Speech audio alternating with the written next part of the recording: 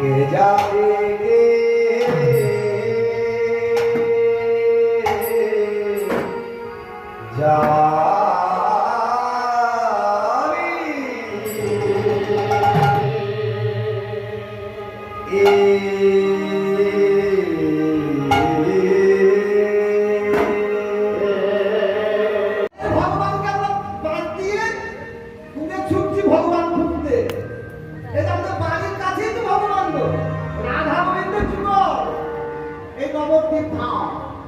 অবতীর্ণ হয়েছে।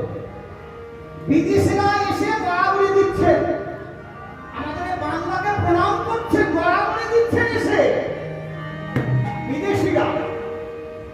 আর আমরা কি করছি? আমাদের ধর্মকে উপেক্ষা করে আমরা বিদেশিকে নকল করছি।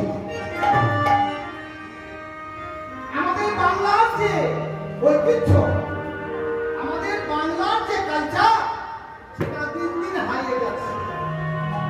আমরা বিদেশি কায়দায় চলছি। এই যে মা কিছু তোমাকে চা দিচ্ছিলেন, চাটা আমাকে খাবার নাকি? চাটা কোথা থেকে এলো? ওই ব্যাটারা শিখিয়ে দিচ্ছে আমাদেরকে 300 বছর রাজত্ব করে।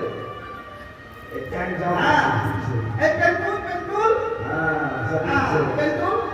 পেন্টুল আমাদের নয়, বিদেশিদের। পাঞ্জাবি আমার মায়েরা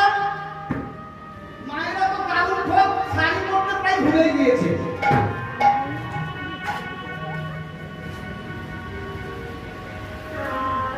মেয়েরা সাজছে ছেলে, ছেলেরা সাজছে মেয়ে। আধুনিক যুগ। কালো চুলে পোশাক না কাটা বা বাদামি রঙের পরে অ্যাংলো ইন্ডিয়ান। কত রং বেরঙের। দেখলেন তো আমাদের অধঃপতন। এটা হচ্ছে আমাদের অধঃপতন।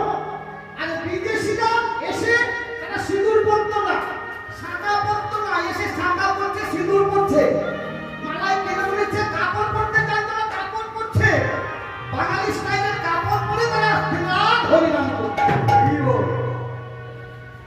আর আমরা কি হতভাগা বলুন তো? আমাদের নিজের ধর্মকে সব হারিয়ে ফেলেছে, হারিয়ে যেতে চলেছে। বাংলা পড়াশোনা হয় না, প্রাইভেট স্কুলে পড়াতে ছেলেকে ইংরেজি শেখাতে হবে, তাহলে মানুষই হলো না। ইংরেজি না জানলে মানুষই হলো না। আর বিদেশিরা বাংলা শেখার জন্য ছটফট করে বেড়াচ্ছে, বাংলা ভাষা শেখার জন্য। কি অদ্ভুত পরিবর্তন, সব উল্টো। তাই এই অধঃপতন দেখে মহাপ্রভু, এই কলিযুগের অধঃপতন থেকে মহাপ্রভু অবতীর্ণ হলেন, অবতীর্ণ হয়েছে। তাই পদকর্তা বলছেন